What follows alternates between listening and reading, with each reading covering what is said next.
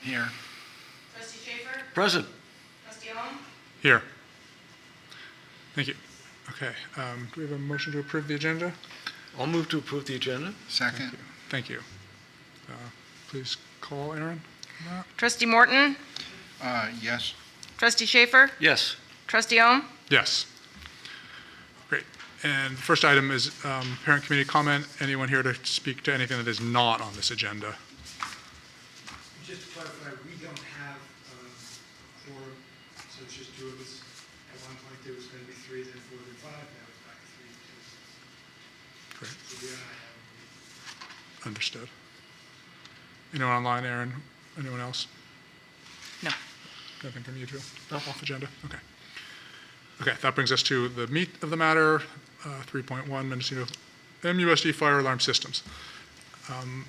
Since I called this meeting, I'll go ahead and just give a little background, and then I'll maybe let Jason fill in, pass it over to you two, and then move to you three. Sometime in May, I believe, I received a letter as president from the fire district regarding an inspection that had occurred at the KAKX campus and some deficiencies that were noted in the fire alarm system. And subsequent to that, Jason, Is that what's referred here as spring 2025 communications? I think so. It's, This Yeah, May that's your 1st? attachment. Yeah. That's the one, exactly. So Jason and I have had several communications around this. He communicated with our fire alarm company, initiated some repairs, some time went by, and then I didn't have a whole lot of involvement. And then recently, I think about 2 weeks ago, I was contacted by both Ed and Dave, and they had continuing concerns and asked if I could attend one of they were going to have a special board meeting, and I attended that.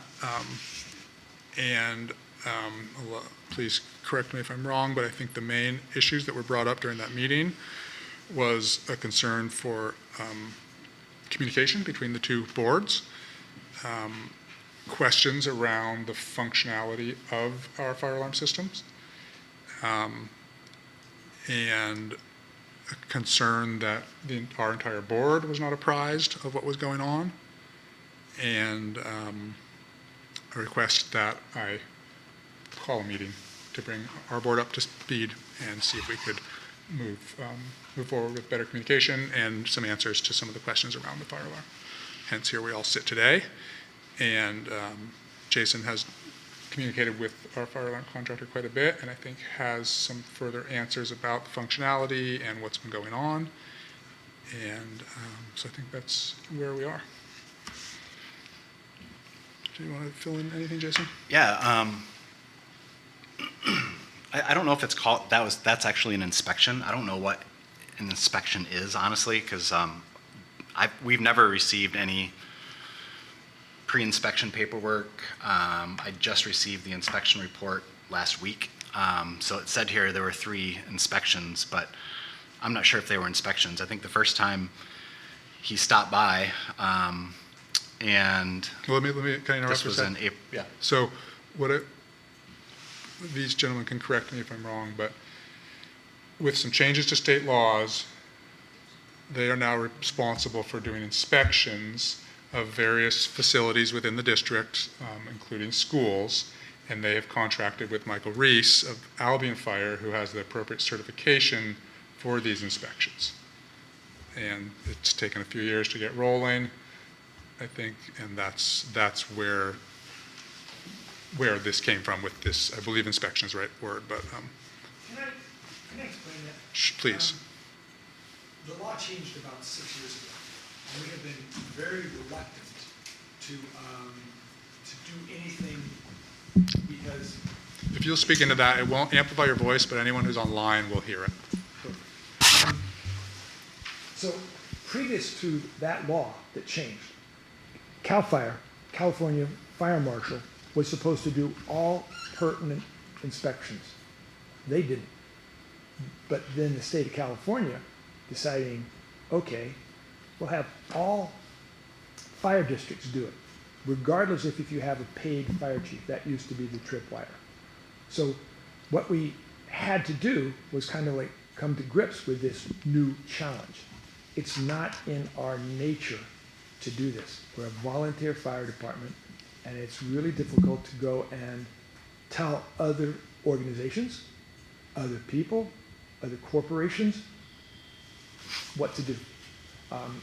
It probably would have been easier had CAL FIRE been doing it all along. Then we would have just changed the hats. This is something new, and it's not comfortable to us. We do not like the idea of having to be the ones who tell another district what to do. But this is the law, and we are trying to follow it as best we can. Now, if Michael Reese did not send you the proper paperwork ahead of time, we will work on that.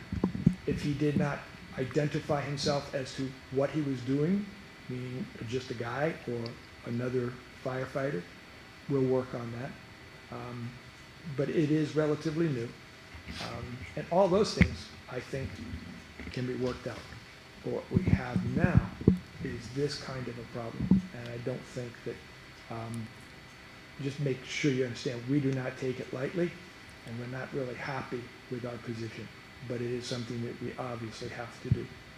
Okay, thank you. So can I ask a subsidiary question? Because I have 20 years plus experience as a board member on a fire district, and I know that a lot about the background of this issue. And to me, the inspection issue came up more in terms of applications for building permits, and that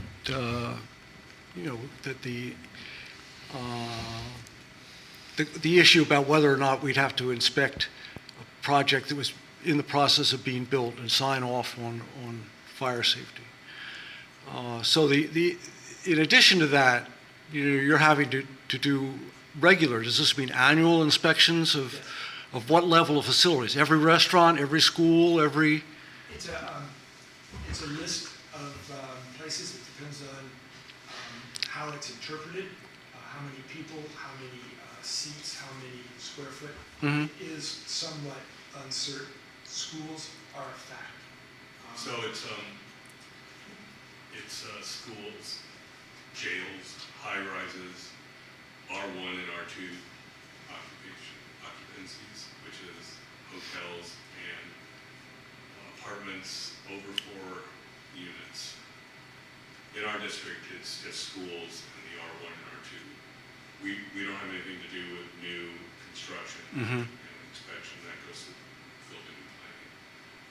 So in our district, there's 32 hotels, and it's not the restaurants, just the hotels. And I think there's 12 or 14 apartments, believe it or not. Okay, so let's pull it. Mandated to do. Gotcha. So let's bring it back to Jason. Why don't you please go ahead? I just want to clarify this because I want to try to get a sense of what they're doing. Because I think that these are annual inspections you have to do for all these 32 organizations. Right. So you've developed a checklist for each type of facility, right? Is that true? Yes, yeah, I mean, the code. I got 2 different answers. The codes are the same. But you said you made it. We did not decide this.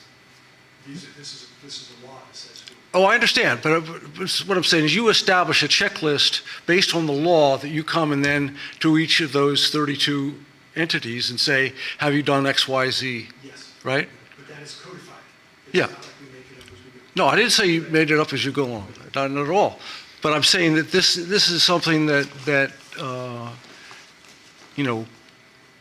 I guess what I'm trying to say is on the first time that you inspected, was that list shared with the district, both in terms of what you were looking for and any deficiencies based on that list? I wish that Michael could have been here tonight, but he had a previous engagement trying to get his daughter back to school or something like this, or from school. But my understanding is he does share with the person who he's inspecting what it is that he's looking at. I could be wrong, but I would imagine that is something that is passed on. So Okay, I mean, it doesn't really matter. I mean, we never got it, and he said that. He never gave it to us. He said, that I should have given it to you, that was my fault. Because I think there was some confusion at your last board meeting that some of those pictures were taken from our school, correct? Or is that not correct? That was a confusion, because So- you all handed me that packet, and I looked at it, and there was several photos of some horrific-looking things. And because they were attached to the checklist, I made the assumption that that was photos that Michael had taken. And we had And never he seen- clarified we to had never Jason seen that, those. no, that So- was like good and bad, what he might encounter. So I guess what I want to just point out is that as far as I'm concerned, we've had one inspection. That was on August 25th. The one on April 11th, Michael was working with our high schoolers in an AE week firefighting academy, and then that's when we had one of our false alarms, so he decided to come over.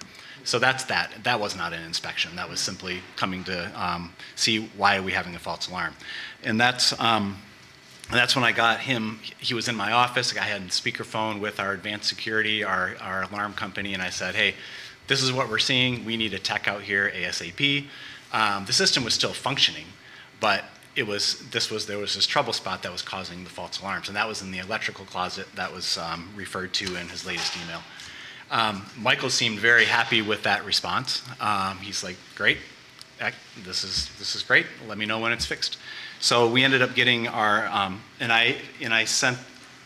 so then we ended up getting our entire panel fixed in May or late June. I got your letter in May. Of course, I shared it with the board.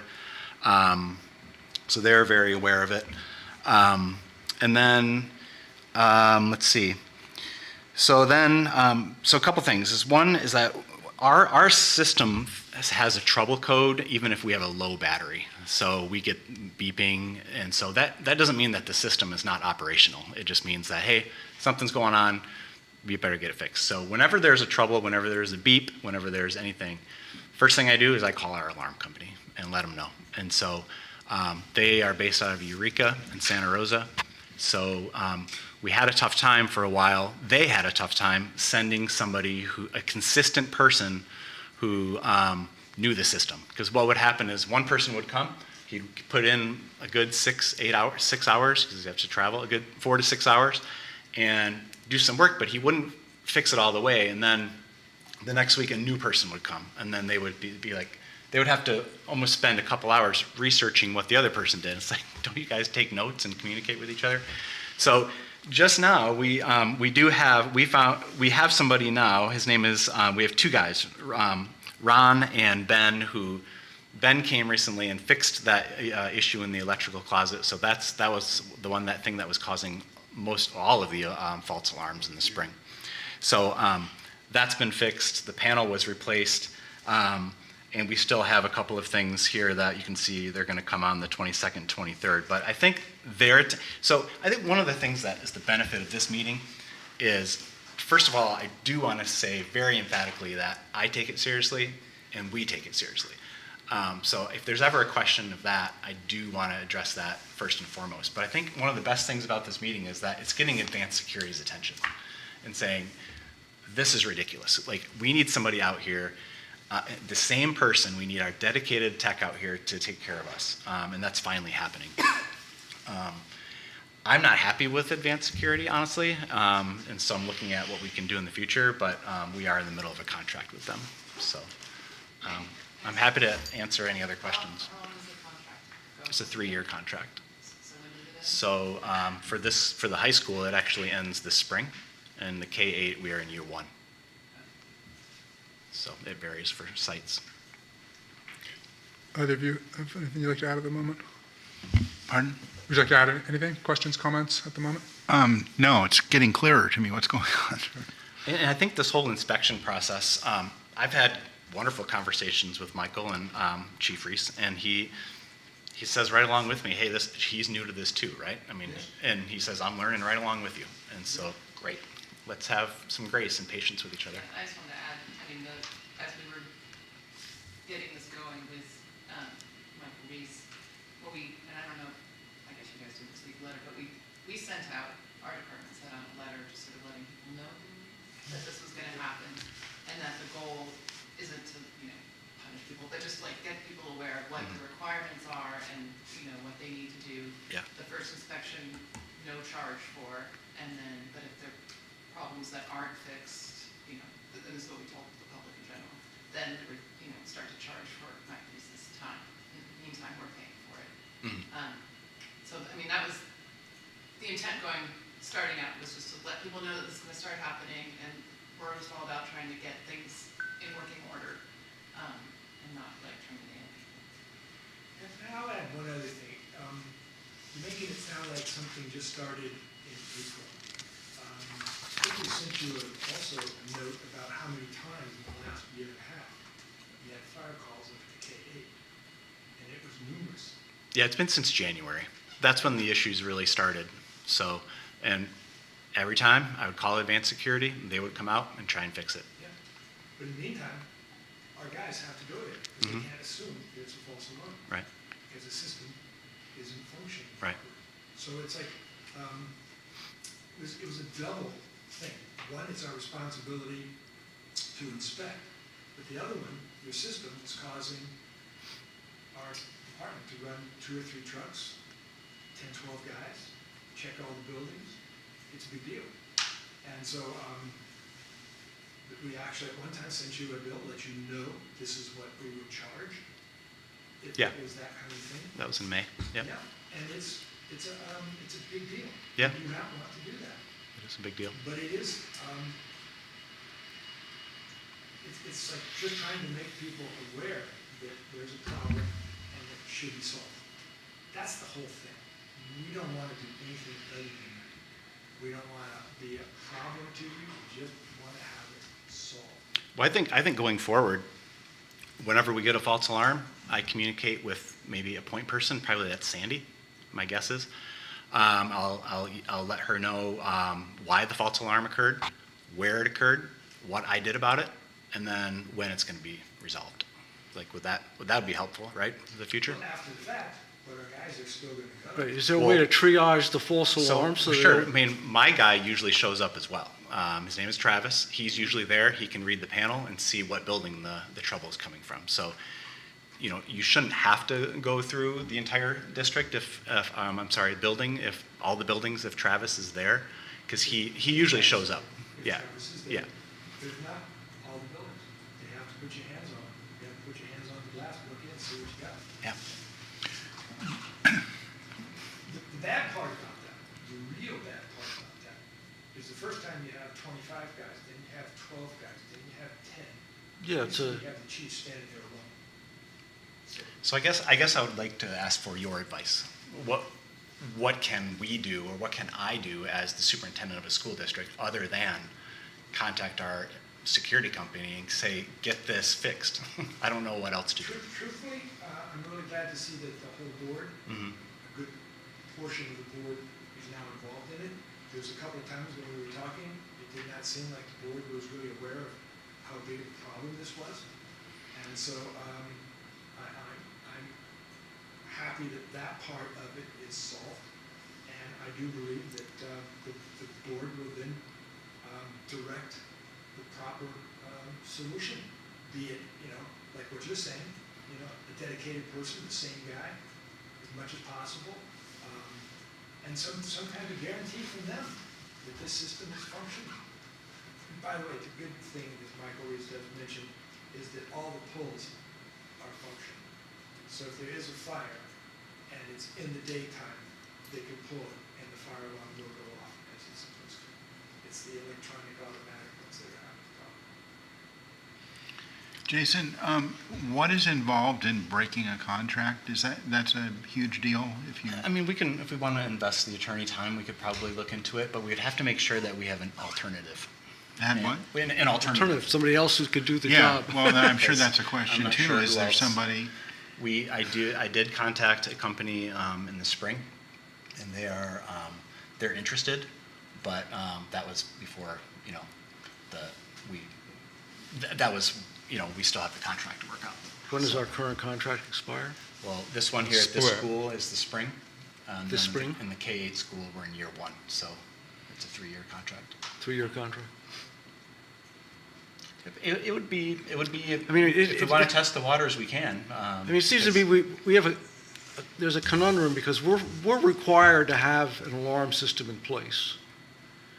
That's a requirement of code, right?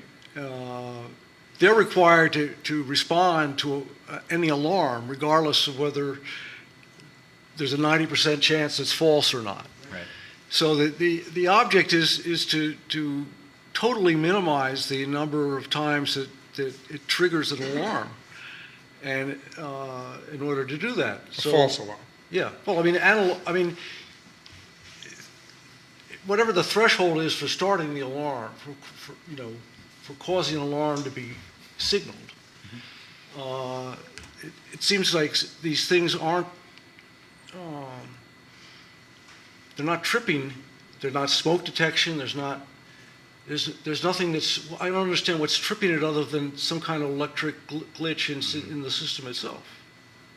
Yeah, I mean, there was a bad sensor in the electrical closet, like I said, that was responsible for like 4 of the false alarms in the spring. Yeah, Did- it took quite a while. It did. Did he clarify to you how the system decides whether to call it a trouble or an actual alarm? No, we didn't. Because if you guys aren't coming when there's a trouble, Right. you're only coming when it actually escalates from the system side to an alarm. Yes, on or off. Yeah, my understanding is something trips, goes to the call center, they call our dispatch, our dispatch calls us. Well, and the actual alarm is going off at the K8, so, I mean, it's Yeah, enough audio to trip. alarm, Yeah, yes, yeah. So every single trouble was a false alarm? No. No. See, there are times when the system senses that there's something awry, Even a low battery. but it doesn't actually signal the alarm. Right. And I still don't quite understand. And you got the email, I copied you on the email to Advanced Security when I went down there and read off all of the troubles. Right. And none of them were setting off an alarm, but they Right. were areas that needed attention, and so those are he's coming to fix. This Okay, is, let's focus on the ones that do get sent to dispatch. So you said that in the last year, we're talking a dozen or 8? Yeah, I would say a dozen since January. So that's a significant number of false alarms. I mean, what can we do to minimize that reality? I mean, you said 4 or 5 of them were electrical Well, 4 or from the 5 of them sensor. came from that one spot. So where did the others come from? I don't know, various other locations, I guess. But I mean, Or maybe it was more than that, maybe it was more than 4 or 5. I wish we had the false alarm log, because then we could find Uh-huh. out. I mean, it seems to me that if the alarm gets triggered to our people's phone center, and they're the ones that call dispatch, I think don't, it passes I don't think right so. I through. think it just goes. I mean, once the alarm is triggered, unless I'm wrong, they are not then doing anything. They're, like, it automatically goes to the fire department. is that what happens? Yeah. Well, not directly to us. No, to Howard Yeah. Forest. I think so, and, I think it goes to a call center, like, Deep Valley and all those people, they call our dispatch. Interesting, okay. Because what sometimes, in other instances, we'll get a cancellation canceled by the alarm company. So that means they're talking to a call center. So what they always do is if they will call our staff, right? So if we're on site and we're like, no, it's a false alarm, maybe there's a little bit of a delay then, Because that's happened before too. And There's years other past. businesses where a responsible is on file, and then they call them, say, like the Blue Door Group, we had a rash of calls for them, and they got things fixed finally. And then pretty soon they just gave us the code to the door, and we were just checking it ourselves. But nonetheless, Jarvis has always been really good. He's the about first. being there. He's the first in line. Yeah. Who they call first. So, to be honest with you, there was times when we told our people, don't leave the fire department, wait till we get a person there. So could be, if it was real, then that's a time that could have been spent suppressing whatever issue there was. So the buildings have fire, sprinkler systems, right? So obviously something triggers that system that's more than the alarm. Those are heat sensors. What? Those are heat sensors in the devices. Sensors, there's smoke sensors, Yeah. dust can trigger it. Right, but what I'm saying, none of these 12 alarms have triggered a sprinkler system.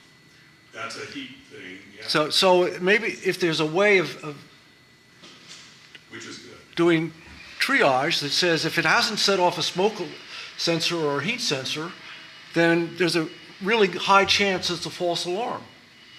And we don't call those out. I don't know the technology I don't- behind it, I think they're playing it safe, and. Well, see, now you're arguing the case from my side of the table and not your side. Well, I think Jason needs to get us some clarification. I think that if the alarms pass through the proprietor, whomever we're contracted with, they can see it, but I don't think they can interrupt it per se. I think they can cancel if they get confirmation, like Jason said, on site to cancel. You don't want it. But they do, I know they can see, the devices are all talking to each other.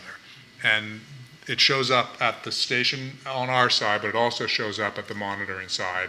Any device that's doing anything awry is recorded, and there's a Right, log of but it. so they're seeing the same thing that we would see at the control panel? Yes, exactly. So that if they're seeing that there's an alarm triggered, but none of the other sensors are active,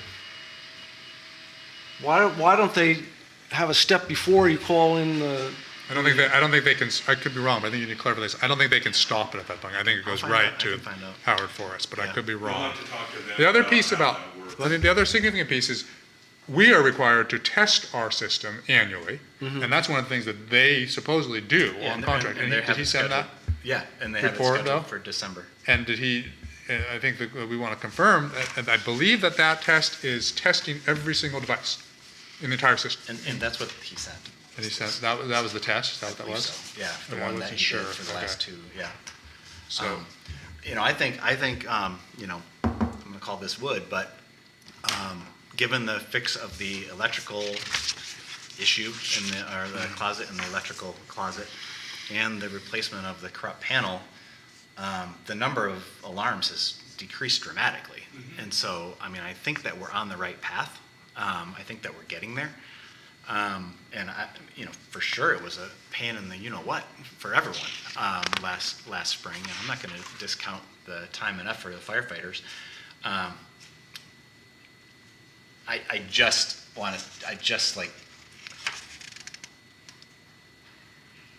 There's an amount of, my frustration with the alarm company and the general manager that I work with is well documented. And so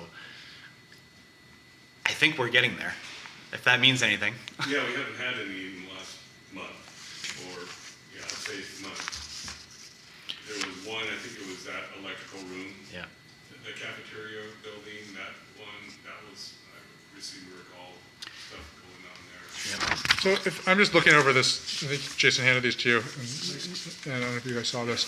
And because of some of my work where I've been involved in some of these tests, this is what they're triggering, each one of these devices, and then it's showing what it's showing, low battery, low priority trouble, and then these ones are actually saying alarm, and then the restore is when they just restore the system. And that probably before they even, I'm sure before they began this test, so they this one, they restored the system they just, in 7 seconds. yeah, they just restore periodically to basically clear the screen and keep moving along in the testing. But I'd like to correlate this with the 12 calls and see. No, this is all one day. This is where they were Oh, on this one, they're site. testing. That's This is where they That's their tested the inspection. entire Testing. facility. Right, So okay. theoretically, they did go through and test Right. every device on But I'd like to on see the campus. logs for the days I would that too. we actually had fire calls. So I if would if too. you could Actually, yeah. give us a list of the false alarm calls that you made in the last year, So, yeah. and then we can try to correlate those with the trouble sheets for those incidents, and see if there's some way we can block out some of Yeah. the calls. Well, that's what, you mean the devices? Well, I mean, if we identify it's the sensors, or if maybe there's some other issue Right. that we haven't Like, found yet. Like when the alarm went off, what did the panel Why say? not, I'm just saying we should be as proactive as we can be Yes. to try to analyze the problem. I asked for that. And theoretically, our alarm contractor should be doing that. Theoretically, Yes. but obviously, You they're might not. need some nudging, yes. That was one of the things I asked for prior to this meeting, is a list of all of the false alarms and the the code on the panel. We can get that for you. And to be clear, we're very aware of how much work you have to do and all the other things. But it is good that we're getting to the point where we're looking into it, into the details. Mhm. And I think that's part of what we were just not feeling at our end. It was like, oh, well, we're working on it. We're working on it. And it's like, okay, but it's still not functioning, still not working. And I think, and again, you have to understand, we're new at it, and when the guy who's inspecting brings us to a kind of a scary note, says, this is a real problem, and it's in your district, and your responsibility is to do something about it. Mhm. That's why we're here. Yeah, I mean, I think that to reassure you, I think Jason has certainly since April kept the board informed with all the communications that have gone on. You know, and when he said, we're working on it, I said, well, you know, I pushed him particularly on get it done sooner, because this is not a tolerable situation. But it's not because he's not communicated to the board, it's because of the difficulties we've had with a contractor that I think are on the way to resolution, and if they're not, we have to change contractors. You know. But I think it's also the fact that, you know, we spend these millions of dollars on facilities, and I don't think a single time we don't have bugs in some system or another, and these things have communication. The bell system here at the high school, the fire alarm systems tend to be the most problematic. And it's definitely, you know, a frustration. This is ironic, and I have a bias, because this week I've woken up 3 times in the middle of the night because the smoke alarm in my bedroom went off, including last night. I just bought a new one. I'd had one in for 10 years. It worked perfectly, but it was one of those fancy networked ones. Never any problem. If I was in the Bay Area and there was a smoke alarm that went off, my phone told me. But they don't make those anymore, and I don't want to pay that much money, so I went and got one at Rossi's. Right. And 3 times in the middle of the night, I've had to get up and get a broom and turn it off, and then it goes off again. There's no smoke, there's no CO2, there's no nothing. So I don't think it's your fault. I don't think it's our fault. I think it has been addressed, and the problem is that there's either something wrong with the technology. Either there's a lot of, there's a lot of fire departments in California or America. Either this is happening in a lot of places, or there's something wrong with this company or the equipment they chose. And that's where the problem is. And that's where it seems like it has to be dealt with. I think our maintenance department and Jason are really responsive to things that happen in this district. And I think you guys this is a huge load to put on a volunteer fire department. You know? I wish that there was a company closer, because I think that's part of the problem too. You know, they're a good 2.5 to 3 hours away. Yeah. I just want Right. to, your question is like, what could you do? And this was discussed at our meeting, what Michael Reese was asking for was just exactly what you're talking about, just to keep him in particular informed, like this repair is being done, what's going Yeah. on, so he can see that. I meant to say him too, yeah. So whenever that happens, I will definitely keep Sandy so you guys can be informed. Right? Is that who I should email? Or Yeah, I mean, you too, Dave? you can copy my email, that'd be perfectly fine with me. Okay. I mean, Sandy's in 3 days a week. So. Yeah, you can't have too much communication, so I can definitely do a better job at that, so, for sure. Is We're there not some the sort of online forum for volunteer fire departments who've had this dumped on them? I mean, this must be amazing. I mean, just think of how many places you guys have to deal with now. I followed the state inspector on your last school fire inspection in 2018, and he went through and everything seemed to be okay at that point. So maybe there's stuff that's aging out, and you know, I know the K-8 school was remodeled in I think 08 or 09 or something like that. Yeah. And you know, they're pulling wire, and you know, it's. I don't know who the superintendent, the inspector was for the school district there. It was Jesse. But all that, on all the subs, you know, there's a lot of probability, a high probability that there's something that could have, that I assume that they could hook up a sensor at one end of the wire, check it on the other end, and that says that wire is bad. I think that might be what it will have to take.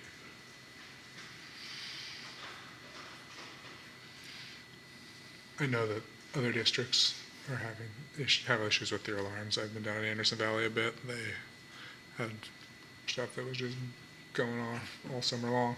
They were trying to sort out. On a good note, though, Michael says the Albion school is working perfectly.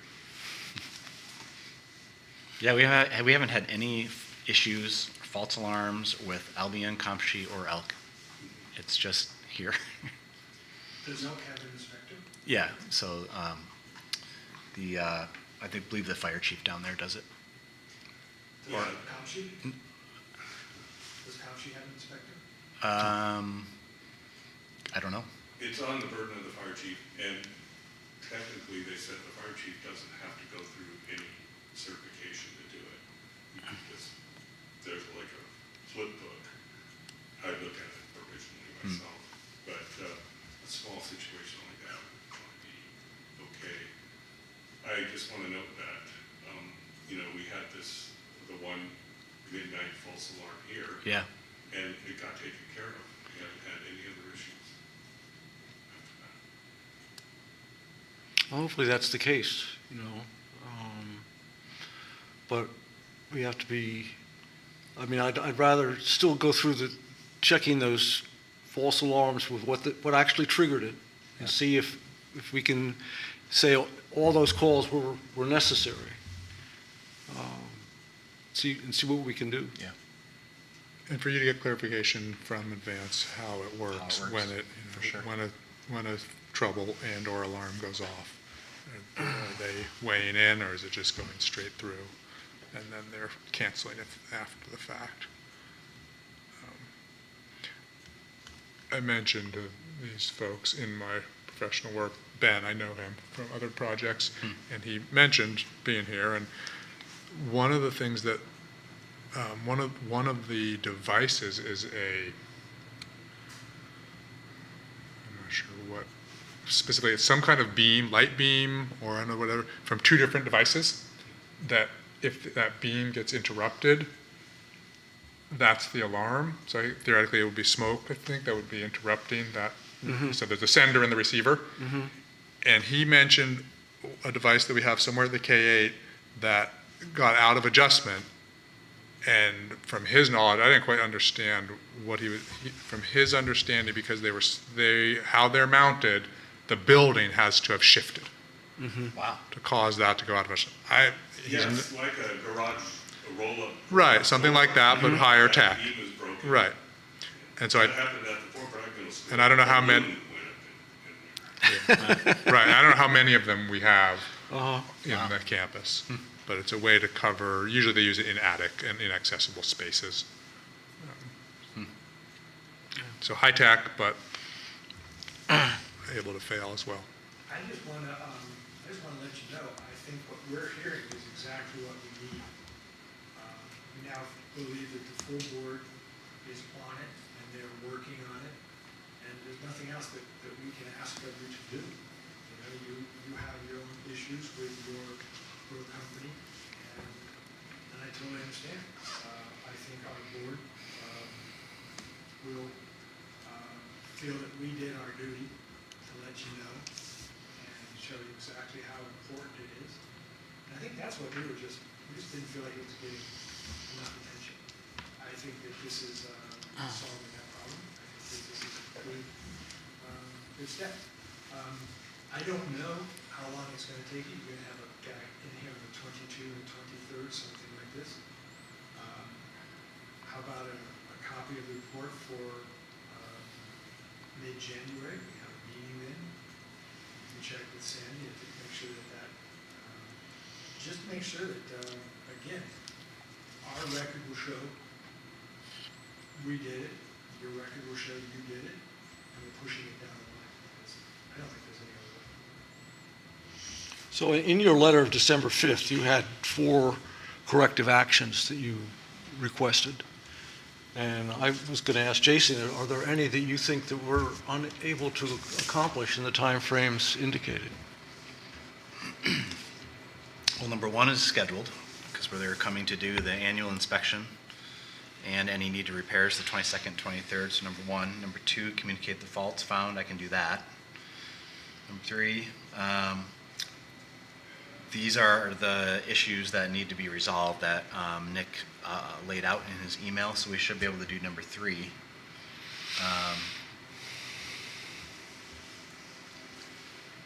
Yeah. I mean, I just, I want to be also like, there are low priority, like you said, troubles, and but that doesn't mean the system is not functional. So, it seems like Firewatch would only be required if we did not have a functioning alarm system. I think that's what it's saying. It's only if you don't have corrections. I'm just saying that I believe that there are some faults that necessarily don't Okay. mean that the fire alarm's not Then I functioning. think what we have to do as our part of the partnership is to communicate any of those things Yeah. before the end of the month to the fire department and get their reaction before we just assume that it's okay. Yeah, and then, so what I did with my guys last week was we went down to the panel and we looked at all of them, and then I emailed those to Nick, and some of those are listed here too. So whatever of these can't be fixed by January 5th, I'll let Michael and you know. So you'll know by the end, before Christmas, or, Well, it says they're coming on the 22nd, 23rd, and 29th. okay, the So, 29th. and they want to know by the January 5th. So. Okay, It's, January 5th was a date just to give us enough time to put it on our agenda. Right. For the mid-month meeting. Right. You can check on that date. Okay. Probably a couple days after that. and I guess, you guys, if you don't hear from Jason in a way you consider adequate, get in touch with Wind Spirit. Well, actually, as of next week, we have our organizational meeting, so I will. Oh, Won't well, be maybe it'll president be any Mark. longer. Whoever You can the still board get in touch with me. president- Whoever the but we board will have a new president is, yeah. as of a week from today. Maybe. I think that's basically You know. what we're looking for. One other topic came up, which I was remiss to follow up on, was the key box here, The Knox. the Knox box. They have, apparently it has been installed, but the keys, masters to get into all the buildings are not in it. Oh, they're not in there? No. So I apologize, I did not follow up on that, but Yeah. if you can make a point For to sure, yeah. make sure they're all in there and labeled Okay. accordingly. Okay. Yeah, and You'll most have of to those- call somebody To open it? Yeah, I think it's open right now. Okay. That for us to lock it back up. Okay.